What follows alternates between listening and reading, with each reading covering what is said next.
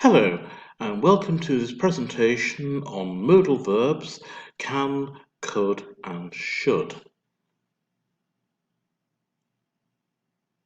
The first thing to do is have a look at how these are used. Modal verbs are a type of auxiliary verb, which is a helping verb, that is used to do the following type of things: express ability or skill, assess possibility of something, ask permission or make a polite request, to make other forms of requests and offers, and also to give advice or to highlight obligations. Modal verbs are not like normal verbs. There are some important differences. The first thing is they do not use an S for the third person singular. So if you use a verb like go, he goes. When you use can or could or should, that does not apply. It is he can go, he should go. When you make a question, it's made by inversion. So she can go becomes can she go? And then third, when you use can or could or should, they are followed directly by the infinitive of another verb, but without using to. So it becomes he can work, not he can to work. That last one is wrong. So let's look first at how can and could are used. Both of these are used to show ability or skill. For example, I can play football, which is present tense. I could play football, that is past tense.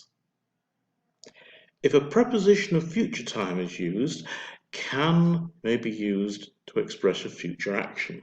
I can do this later. I can call him tomorrow. You could also do the same thing with could. I could do this later. I could call him tomorrow. One very important thing to know is that can is never used to express actions in the past. Could is used for this purpose. However, could is not just exclusively used in the past tense, as it has a range of different functions, and here are some of them. Future tense. They could come by car, meaning maybe they will come by car. Present tense. They could be at home, meaning they are probably at home now.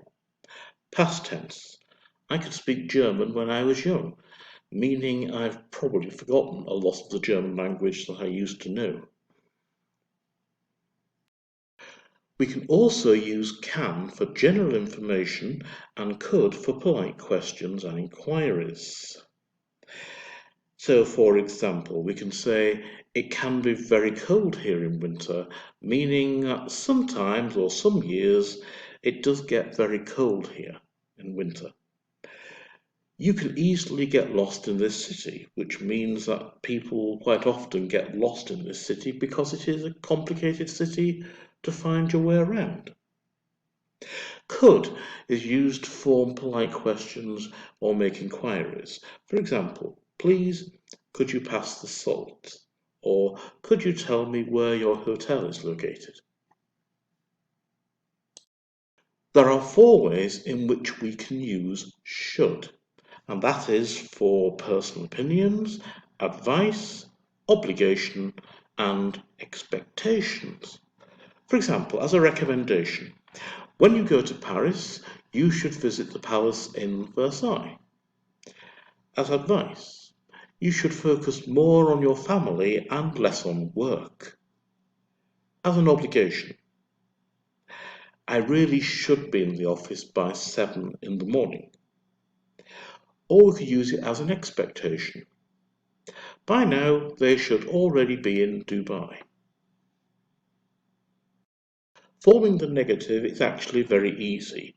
When we use can, could, or should, the negative comes after the modal verb. So cannot or can't, could not, couldn't, should not, or shouldn't.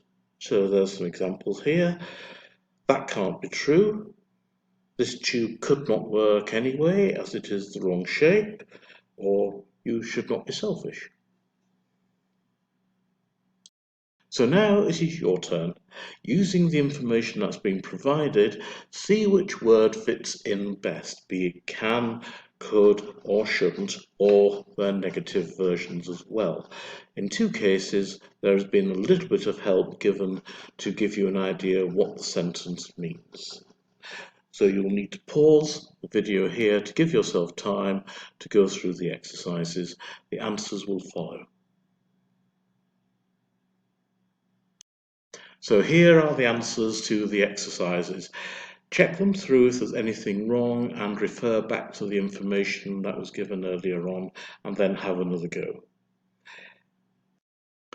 So that concludes this presentation on the modal verbs can, could and should.